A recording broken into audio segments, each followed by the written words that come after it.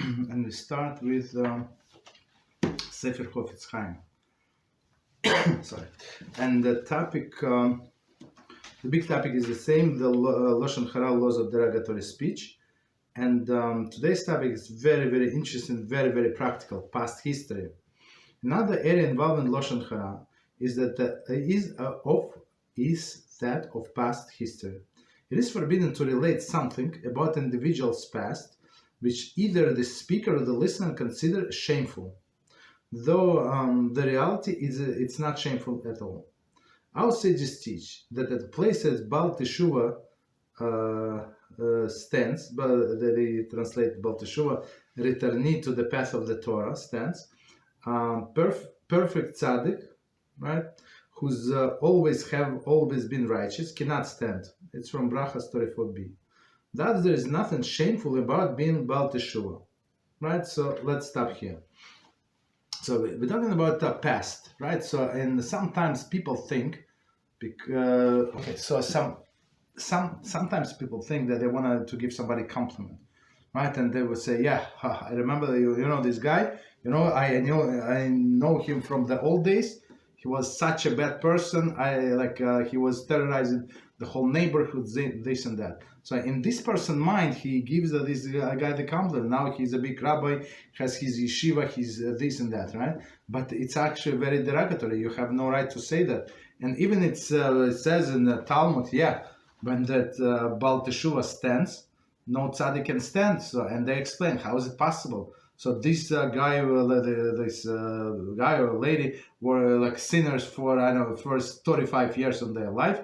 They do teshuvah. How is this girl can be higher than the Rebbetzin who was from the birth? How is it possible? So I'll say just explain, and we learn in if you watch our Hilchas Teshuvah in the last chapter, number 10. So Rambam says very simple. If you do teshuvah out of love, and it's possible in the process of the teshuvah to change the teshuvah from out of fear to teshuvah out of love, when you love Hashem, when you know how much He does for you. So all of this past sins is going to be turned into the mitzvahs.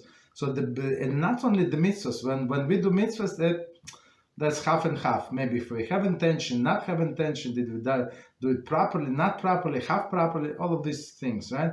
But when Hashem gives us reward for this sins that we did as in the form of the mitzvah, it's perfect of the perfect. So it is very possible that Baal Teshuvah, the righteous person who was a sinner in the past, right, and then turn around, he experienced the sin and said, no, it's not for me. Even I like it, but I'm going to go with Hashem. So of course he can stand higher, but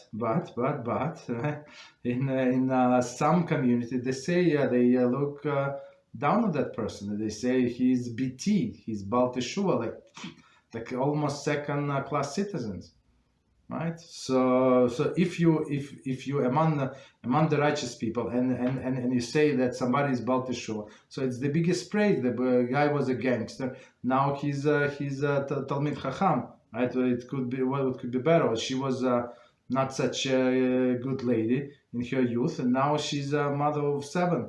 Right? It's the biggest compliment, right, among the people who understand. But for other people, that's very derogatory. You understand? So it's 100% Lashon Hara, even though you meant for good. Nevertheless, it is forbidden to relate that someone is a Baal Teshuvah if either the speaker or the listener look down on such people. Okay, so to be continued, they say this law is also discussed in depth in date number 20. Okay, to be continued. So that's very dangerous. So I mean, many times a person wants to do a good deed, to give compliments to somebody, it backfires. Okay.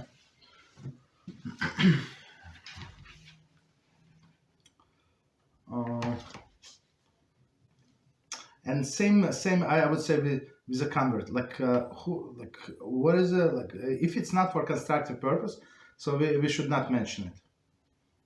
What would be constructive purpose? I don't know. What would be constructive? I know there is no constructive person. Maybe in yeshiva they want an application to know, but otherwise it's not nobody else's business. So once person went through conversion, it's 100% Jew, and just leave him alone. Okay, but unfortunately, one of my students, I don't know if I said it before, but he asked me, he called me. So he's a convert. His father is a Jew, mother is not a Jew. So I told him, nobody told him except me. Like, he was going to shul for many years. Nobody knew except me. I found it very difficult to believe that he's non-Jew and he must go through the conversion. And he listened to me many years ago, and he went to this conversion. And now his little girl, the oldest, needs to go to yeshiva next year. So in one of these yeshiva, they had to file the application. And it says is either of the person is a convert. So he called me and said, what should I say? You have to say the truth. What do you mean? And guess what? They actually rejected him because of this. Is it right? Absolutely not. Is it wicked people? 100%. You understand? So I told him, it's you have to write the truth, because if they like this, their mentality like this, so it's better to stay away from these people. It's better your children, like his Dora, 100% Jew, there is no doubt. Him, okay, he's a convert, but Dora, what does she has to do with anything? You understand? But so to mention to other people, it would be like 100% Lashon Hara. So unless it's needed absolutely, somebody asks for a constructive purpose, you're not obligated to tell them.